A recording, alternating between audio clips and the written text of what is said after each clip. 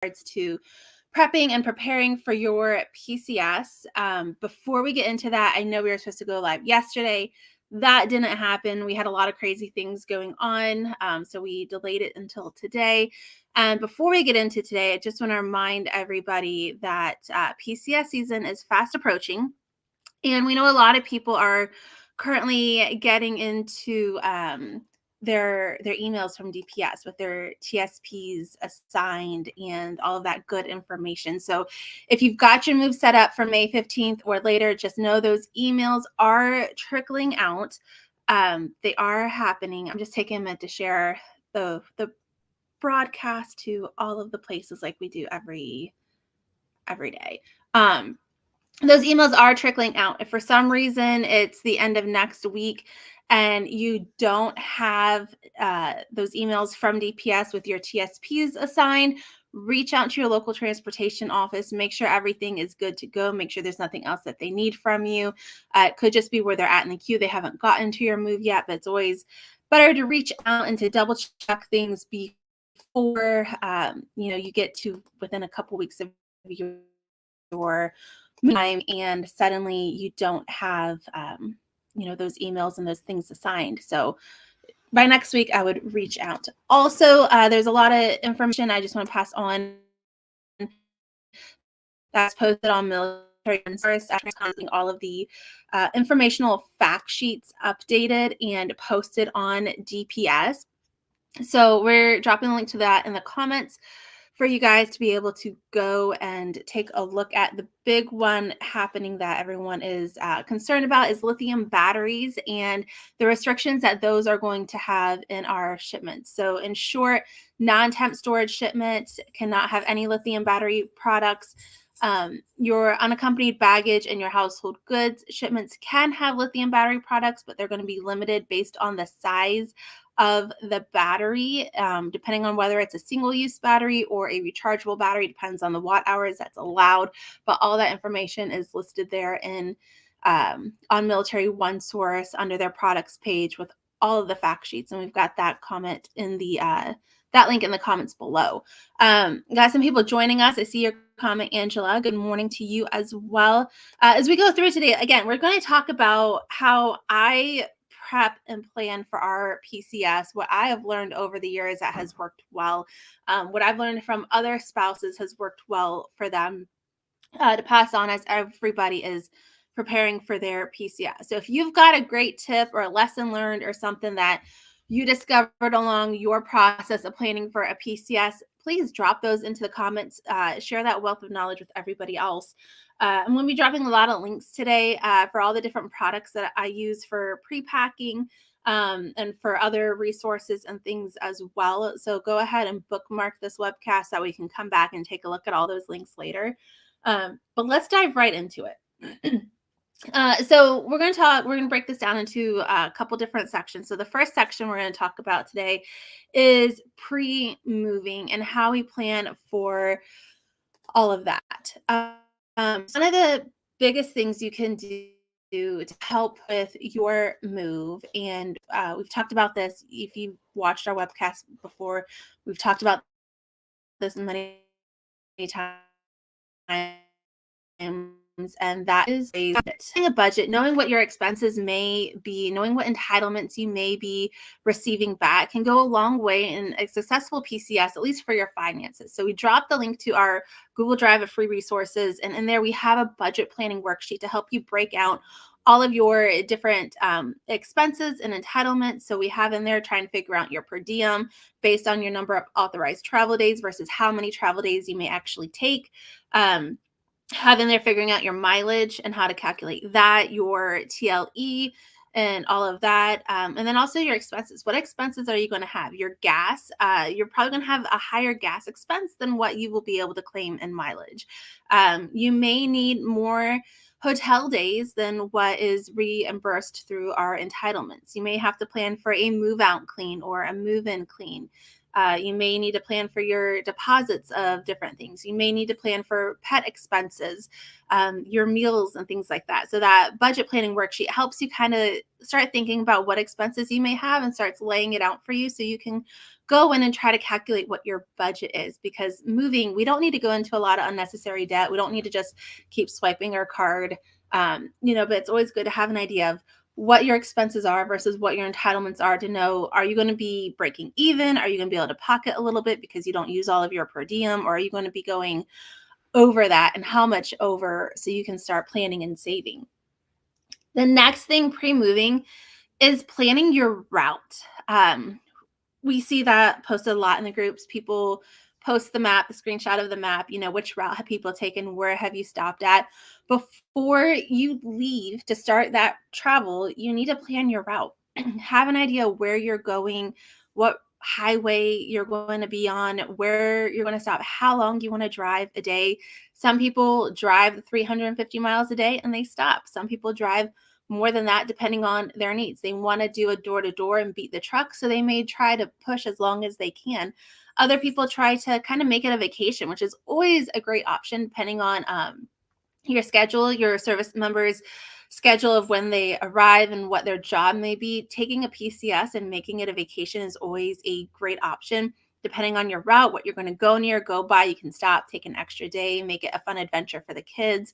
But plan that route and know ahead of time about generally where you want to stop at, where you're going to stop, and all of that good stuff. The next one is the inventory. Again, in that Google Drive link that we dropped, there is a template for a home inventory. You can make this as detailed or undetailed as you want, but it's always a good idea to have an idea of what it is you own. And we've mentioned this on many episodes as well. Even just taking pictures and having a picture inventory of your stuff can go a long way in the event that you may need to file a claim.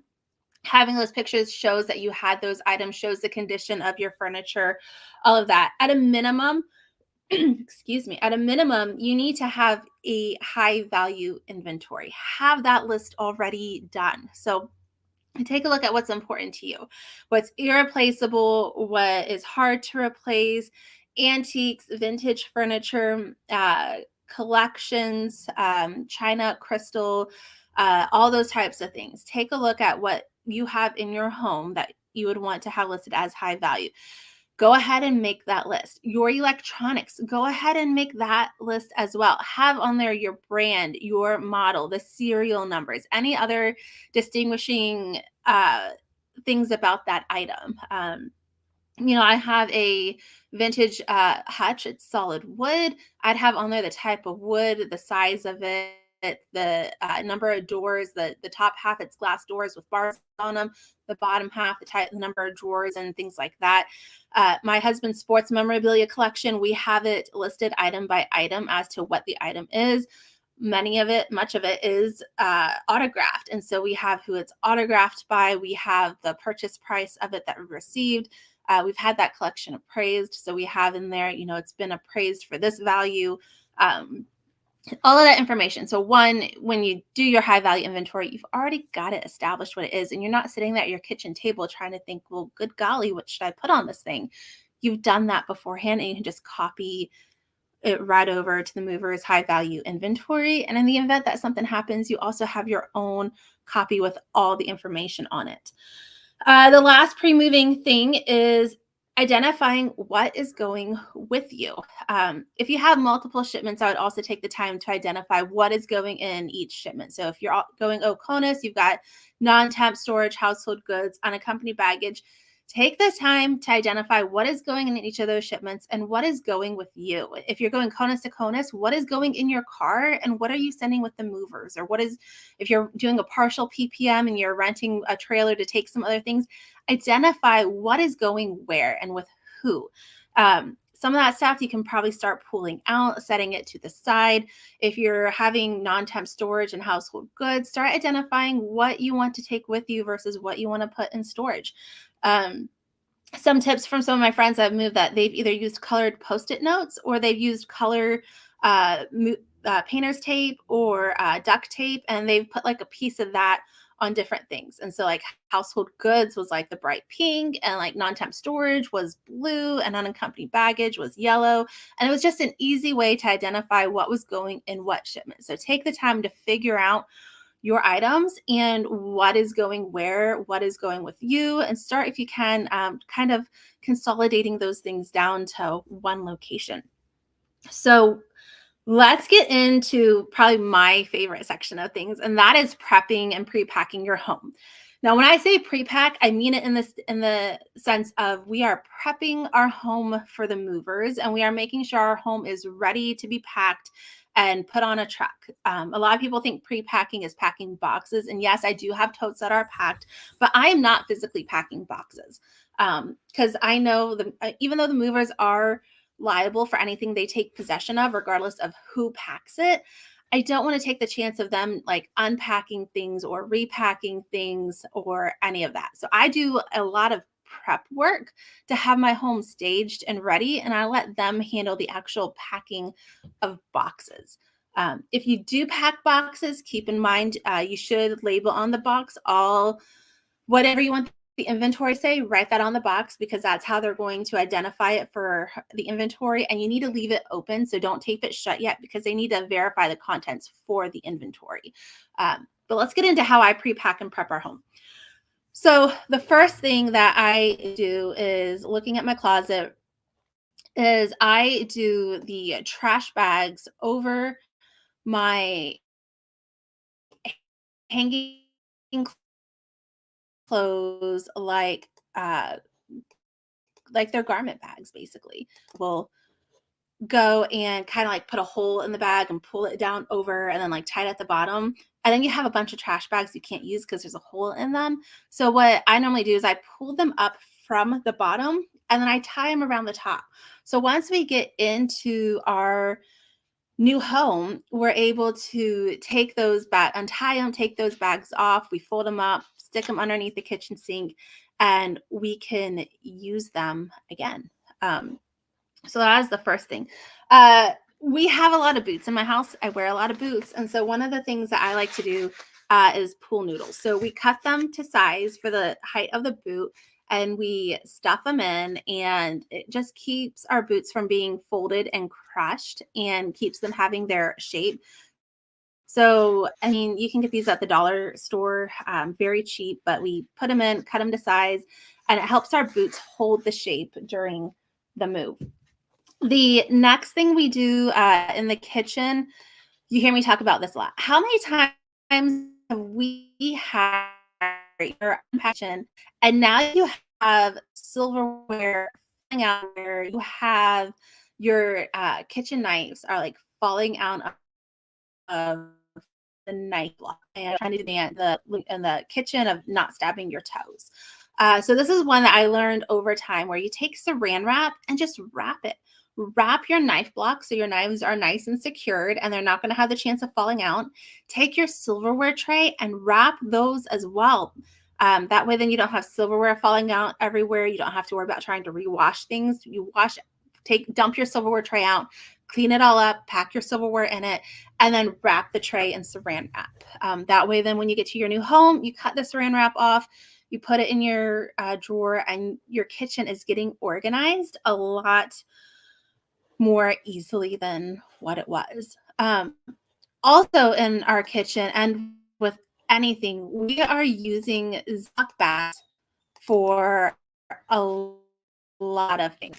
So I'm talking like your toys, your office supplies, all the different sizes. Even in our kitchen, our big kitchen utensils, our junk drawer stuff, we're using Ziploc bags of all sizes to kind of put all the little stuff in. There is nothing worse than trying to unpack your boxes and you're digging Legos out of the box or paper clips or pencils or whatever it is. So just using Ziploc bags of various different sizes is just a great way to help consolidate and to contain all of that stuff.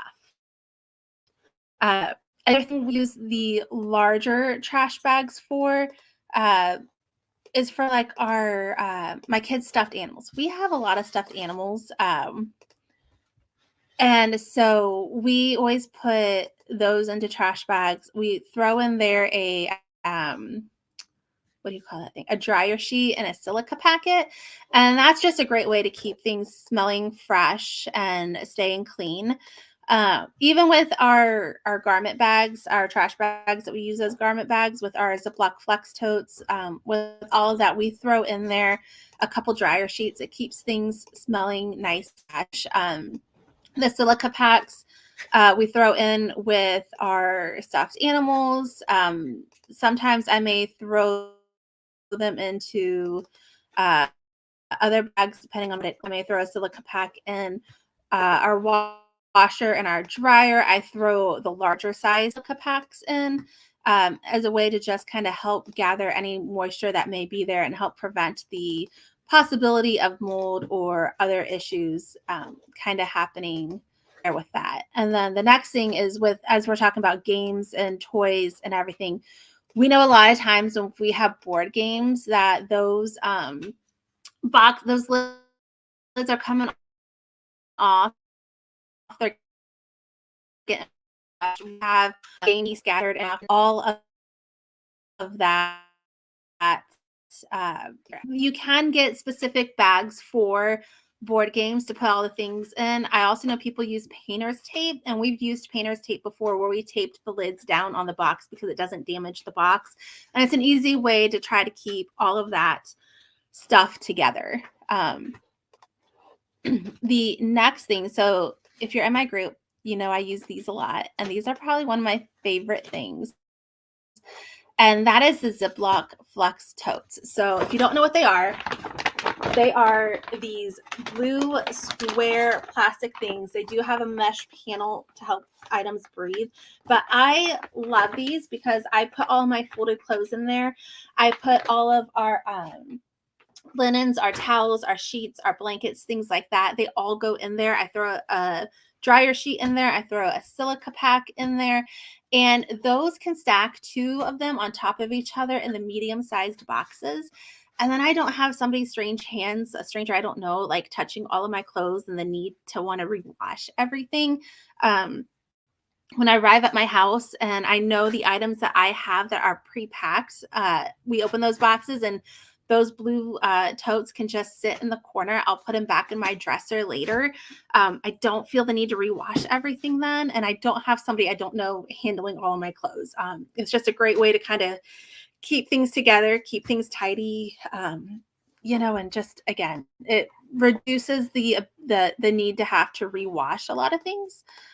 And kind of keeps it all just clean, neat, and together, and makes packing easier. I'm a big fan of not moving dressers with things packed in them. And I know if you go Oconus, the crews are allowed to keep things packed in dressers if they want to. It's a total company preference for things. I know if you go Oconus, a lot of times dressers will be just wrapped with the contents in them. A lot of furniture is not made to be moved with extra weight in them. And so if I pull the stuff out and I have it in my flex totes, it means that they're not leaving it in the dressers.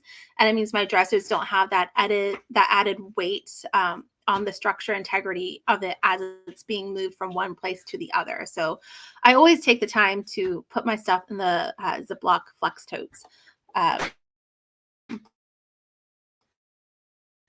It's easily taller box. Going back to talking about toys, another thing that I love using. So these are the Ziploc big bags or jumbo bags. They're basically like a giant, huge Ziploc bag of a sort. They have a handle at the top, but they're just a really great big size. And so a lot of our outdoor toys, so we have a lot of footballs and basketballs and soccer balls, jump ropes, all of those go into these big bags. Some of our bigger toys from our rooms will also go into these big bags, and then they just pack them straight into the boxes. It's a great way, again, to keep toys together, especially if you have a lot of pieces. So a lot of my daughter, her dolls will go into those bags. Her Barbies and her other baby dolls and stuff will go into those bags. She's got Hatchimals and a bunch of other things. We put those into the smaller Ziploc bag, and then I may consolidate them all into a bigger bag.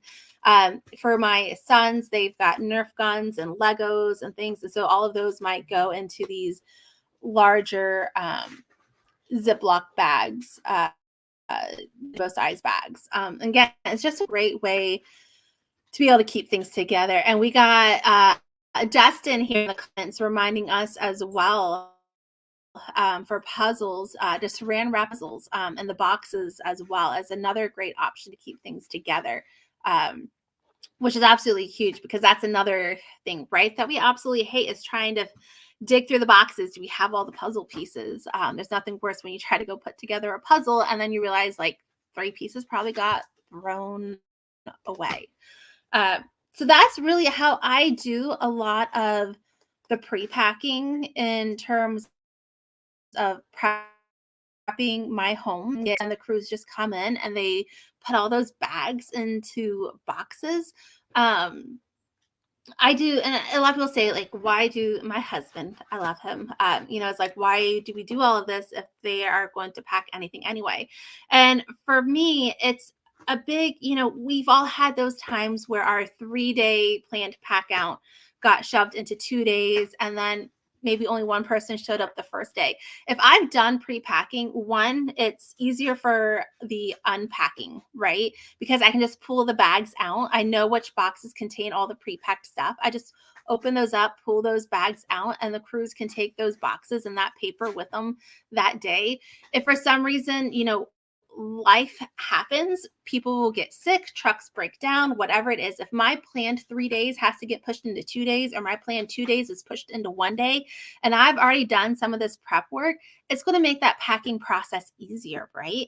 To where they don't have to maybe wrap every little thing individually. They're just wrapping the bag of utensils. It makes that process go a little bit easier. So when and if life happens, it's not such an emergency of, oh my gosh, are we going to get everything packed in time?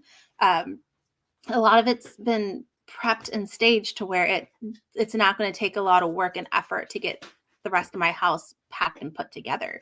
And so I always think it's worth doing pre-packing. Again, it's less stuff I have to wash, keeps things together, makes the unpacking easier, makes the packing easier. And so I really love being able to do that. What else? I'm just reading some of these comments real quick. Tracy talking about bubble wrap and saran wrap, the built Lego creations, especially the big ones. We get this question a lot, right? My son or my husband, somebody has built Legos. How do we move them? There's a lot of good tips in there. A lot of people say saran wrap them and then bubble wrap them so that way the pieces stay together. I have a friend that as they build it, they take apart some pieces and like they will add some super glue so they stay together a little bit more. If you have no desire to tear them apart and rebuild them later, that's a great option that you can do.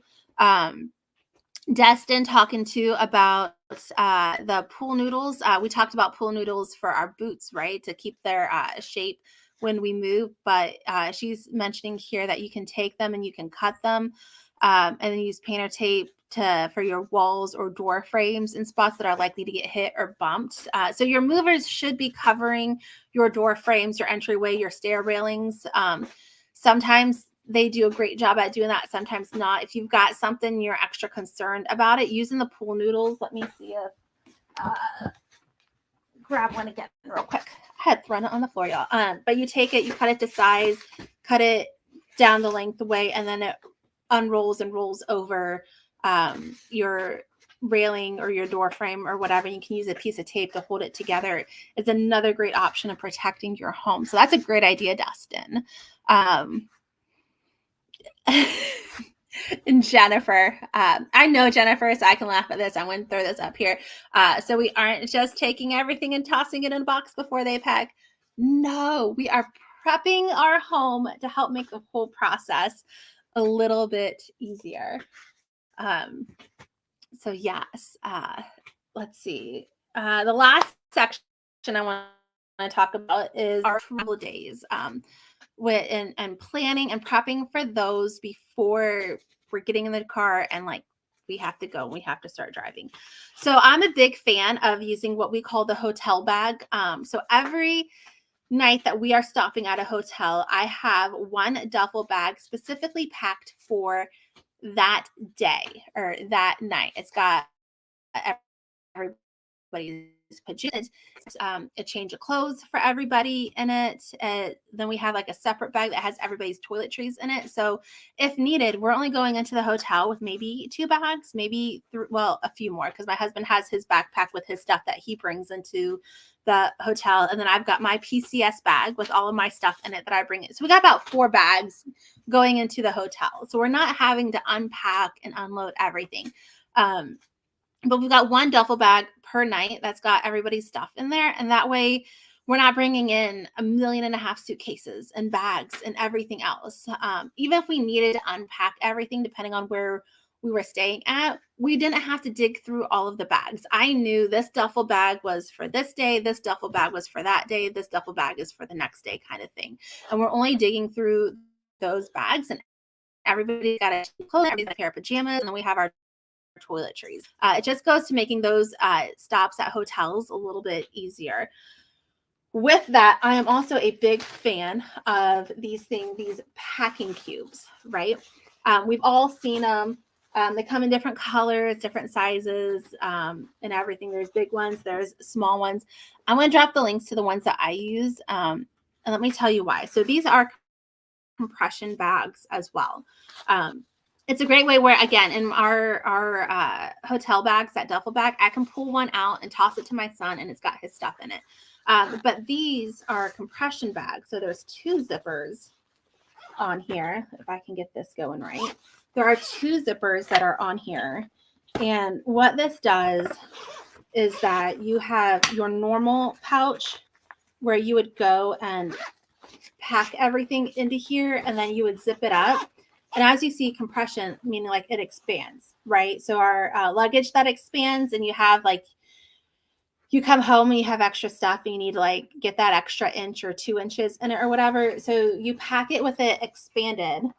And then after you put your stuff in it, you just zip up that extra piece of it, and it will compress it down and holds your clothes together a little tighter, so then you can fit more into it. And it's got a spot if you want to be a little extra where you can put like a note card and put someone's name on it, so you knew this belonged to, your husband or you or a child. You didn't have to open it to try to figure it out. It has a spot where you can put their name as well.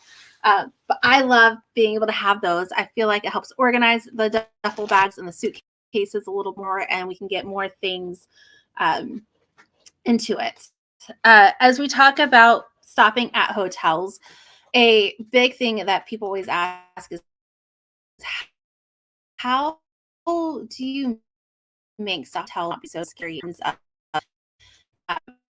Fear. The first piece to that is that whenever we stop at hotels, if you can stay on post military installation is always a great way, because there's going to be that little added level of security. But if you are not able to, this is the time to maybe spend a little bit more than what you're normally planning to stay in a nicer hotel, maybe in a nicer area of the city for where you're stopping at. When we park, if we have a trailer or something that we're towing that's got a lock and a door on it or whatever, back that up to a fence or a wall or something. If you have the ability to, so that way people can't really get back there and mess with anything. If not, park that car with the trailer attached to it. And then if your spouse is driving a second car with the kids, back that up and park it right next to it. So that way your trailer is backed up right next to the car. And again, makes it very hard for people to kind of mess around and play with it.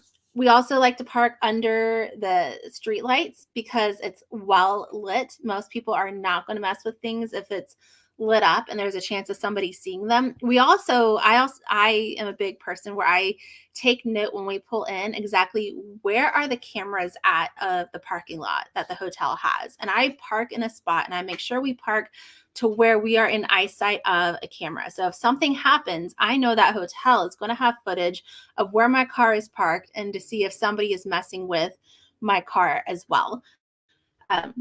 We've had many times where we've parked wherever, we've taken stuff up, we've checked in, and then at some point me and my husband go back out and we move our cars to different spots to ensure that we're under the lights and we are in eyesight of where a camera can be able to see us for just that little bit of extra security.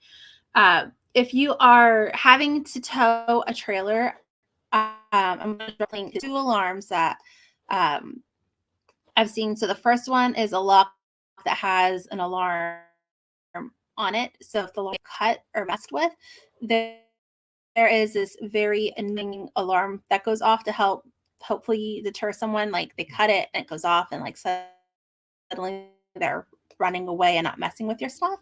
This one also has an alarm, but it's a biometric lock where you can program like a fingerprint to it as well. It also has a key, but you can program a fingerprint to it as well. So that way, not everyone's going to maybe be messing with it. So just 2 locks that you could possibly look at. I like the alarm feature. If they're going to get cut, that alarm is going to go off. If they get messed with in any way, that alarm is going to go off. And it just provides that extra level of security of knowing like, hey, if we're sleeping and we know our trailer is right outside our window and we can see it, we start hearing that alarm, we can look out the window and see what's going on. So just a little extra security for that. The last thing I want to mention today, we get a lot of questions when it comes times for per diem for traveling and for our lodging entitlements about paying for them and using points and all of that and the reimbursement of all of that. And I'm here to tell you, use your PCS as a way to earn points for your hotel. Whatever, and I know people, I mean, we're the same way where we are members of several different hotel chains for their rewards program because some installations have certain ones near them, some don't. Sometimes they're overbooked or sold out and you have to go to a different hotel. So we've kind of got hotel points with a lot of different hotel chains, but pick whatever ones you like, join the rewards program, and use your PCS as the time to earn those points. So your per diem, your travel days when you have to stop overnight on your road trip, stay at a hotel where you can earn, your free nights at. When you get to your destination and you got to stay at a hotel for some lodging before you can get into your home, stay at a hotel chain where you can earn some more of those free nights and those points. And then use those points and those free nights when you go on vacation and have to do other travel. Do not use your points to pay for any of your lodging during your travel or your TLE or whatever it is. Because when you get that receipt, so say your hotel room is $500. You get that receipt for your TLE, but maybe you paid 300 of it with your points or your free nights because you're just like, yeah, we'll get some extra money. When finance and all of them see that you only $100, you're only going to get reimbursed that $200. You're not going to get reimbursed the $300 that your points covered because finance and everyone is only going to see that you paid $200 and that's what you're going to be paid. So use those lodging nights to earn the points and use those for your vacation time. Do not use your free nights and points to pay for your lodging during a PCS. I hope that makes sense. Save all that for vacation, family time. Don't use it for a PCS, but use your PCS to earn those points and those free nights.